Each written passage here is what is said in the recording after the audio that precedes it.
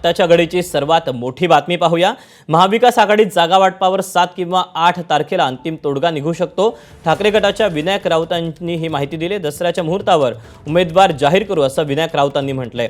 आमची 140 जागांवर लढण्याची तयारी असल्याचं राऊत म्हणालेत। सावंतवाडीत ठाकरे गटाचाच उमेदवार असेल तर फडणवीस मातोश्रीवर येऊन गेले हे वावडी असल्याचं देखील विनायक राऊतांनी स्पष्ट केले। भाजपकडून आम्हाला ऑफर येतात पण महाविकास आघाडीमध्येच राहून लढणार असल्याचं विनायक राऊत यांनी स्पष्ट केलं आहे।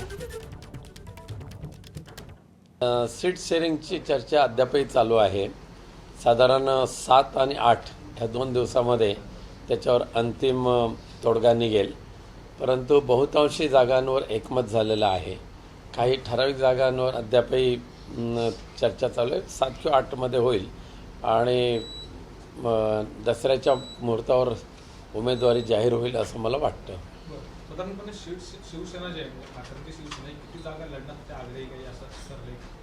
तसं आमची 140 जागावर लढण्याची तयारी आहे, परंतु तिन्ही पक्षाचं 3 नाही अजून 6 पक्षांचं जागांचं वर्गीकरण जर पाहिलं तर त्यामध्ये कुठेतरी ॲडजस्टमेंट करणं क्रमप्राप्त आहे, परंतु नक्कीच चांगल्या पद्धतीच्या जागा आम्ही लढू।